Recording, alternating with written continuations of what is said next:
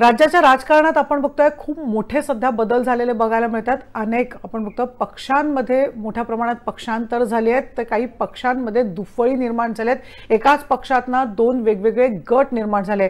या सगळ्याचा परिणाम आगामी निवडणुकांवर होऊ घालणार आहे। लोकसभा निवडणुकीला अवघे काही दिवस खरं तर उरलेले आहेत आणि या लोकसभा निवडणुकीच्या पार्श्वभूमीवर आपण बघतोय नेमकं कोण कोणाच्या गटात हे सारे प्रश्न निर्माण झाले आहेत आणि खास करून आता सीट शेअरिंग जागा वाटपाचा निर्णय सुद्धा लवकरच होणार आहे। त्यामुळे शिंदे गटात असो किंवा राष्ट्रवादी काँग्रेसमध्ये असो, जो भाजप भारतीय जनता पक्षाकडे गेलेले आहे तिथे नेमकं काय होणार, तर दुसरीकडे आपण बघतो मवियाचं नेमकं काय होणार, या सगळ्यांबद्दलच उत्सुकता आहे। राज्याच्या राजकारणाचा एकंदर आढावा आपण घेतोय।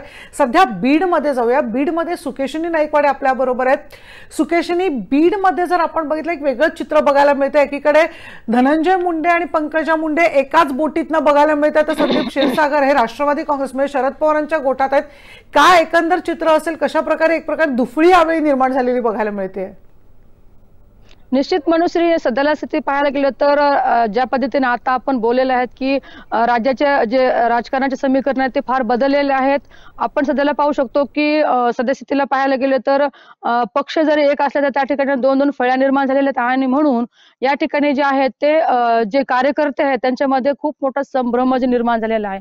भलेही मोठ्या पक्षातले जे मोठे नेते बडे नेते आहेत ते त्यांची जरी पॅचअप झाला असेल किंवा एका ठिकाणी महायुतीच्या अनुषंगाने किंवा बऱ्याच गोष्टीमुळे जरी समोर आल्यासोबत आले असतील, मात्र पाहायला गेलं तर ग्राउंड लेवलला कार्यकर्त्यामध्ये फार मोठा संभ्रम झालेला आहे आणि या अनुषंगानेच आता काही दिवसावरच येऊन ठेपलेल्या आहेत ते लोकसभा निवडणुका आणि या अनुषंगाने लोकसभा साठी जे कॅन्डिडेट आहेत ते सध्या चाचपणी सुरू झालेली आहे।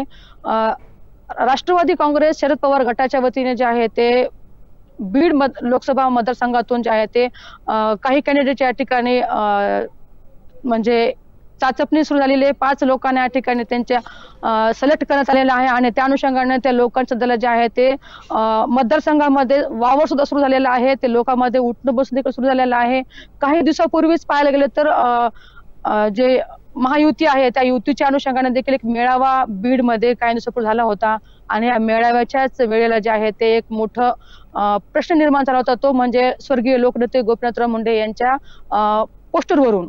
आणि या ठिकाणीच महायुती असताना जर पहिल्याच वेळेला जर महायुतीच्या मेळाव्यामध्ये पोस्टरवरून गोपीनाथराव मुंडेचे पोस्टर काय लावलं नाही म्हणून भाजप आणि राष्ट्रवादीच्या कार्यकर्त्यामध्ये बाचाबाची देखील झाली होती आणि त्यावेळेस सुकेशने हाच खरा मुद्दा आहे। भारतीय जनता पक्ष आणि राष्ट्रवादीचे कार्यकर्ते खरं तर एकमेकांच्या विरोधात गेलेले कायम बघायला मिळतात। एकमेकांचे कट्टर खरं तर दुश्मन बघायला मिळतात, पण धनंजय मुंडे आणि पंकजा मुंडे एकाच बोटीत आल्यामुळे कार्यकर्त्यांमध्ये नेमकी कशा प्रकारे संभ्रम निर्माण झालाय? मग कार्यकर्ते नेमके कोणाच्या बाजूने उभे राहणार? मग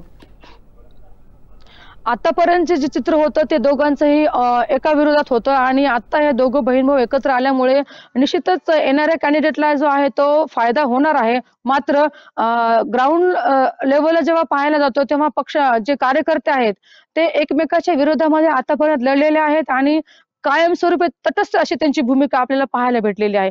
भले लोकसभेच्या दृष्टीने आपण पाहू शकतो, मात्र विधानसभा आहेत, पंचायत समिती आहेत, ज्या स्थानिक स्वराज्य संस्थांच्या निवडणुका होऊन घातलेल्या आहेत, त्या सर्वांसाठी जे आहे ते स्वतःला आपल्या सिद्धता दाखवायच्या ठिकाणी पडलेलं असतं आणि म्हणून कुठंतरी पक्ष एक ठाम मत जे आहे ते आपल्याला सध्याला पाहायला मिळणार नाही। मात्र जर दोघांनीही त्या ठिकाणी जोर लावला तर दोघांच्या वतीने जे दोघांचे विभागलेले जे मत होते ते कुठेतरी एका ठिकाणी येऊ शकतात, हे सुद्धा तितकंच महत्वाचं असणार आहे। मनुश्री, निश्चितपणे या सगळ्यामध्ये आपण बघतो एकीकडे धनंजय मुंडे जरी आता आपण बघतोय अजित पवारांच्या गटात गेले असले तरी शरद पवारांना मानणारा एक मोठा गट बीडमध्ये आतापर्यंत त्यांनी शरद पवारांना चांगली साथ सुद्धा दिलेली आहे।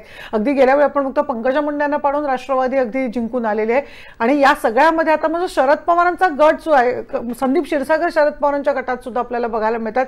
त्यामुळे हा गट धनंजय मुंडेंच्या पाठीशी उभा राहील का? तिला पाहायला गेलं तर मनुश्री, जेव्हा महाविकास आघाडीचं सरकार होतं तेव्हा चित्र काही वेगळं होतं आणि आता सध्याला आपण पाहतो की शिंदे गटामध्ये विभागणी झाली आणि नंतर महायुतीचे सरकार स्थापन झालं। त्यावेळेस पासून जे बीड जिल्ह्याचे आमदार जे आहेत ते 4 राष्ट्रवादीचे होते आणि 2 भाजपचे होते। मात्र सध्याला पाहायला गेलं तर शरद पवार गटामध्ये एकच जे आहे ते आमदार संदीप क्षीरसागर जे त्या ठिकाणी तटस्थ भूमिकेमध्ये असल्याचे आपल्याला पाहायला मिळतं आणि उर्वरित 3 जे आहेत राष्ट्रवादीचे आणि 2 भाजपाचे हे महायुतीच्या सरकारमध्ये एकत्र आल्यामुळे कुठेतरी कुठेतरी जोर देण्याचे जे काम आहे ते शरद पवार गटाकडनं या ठिकाणी होताना दिसून येत आहे. मात्र शरद पवारांना मानणारा जो मोठा वर्ग आहे तो सध्याला बीडमध्ये सुद्धा आहे.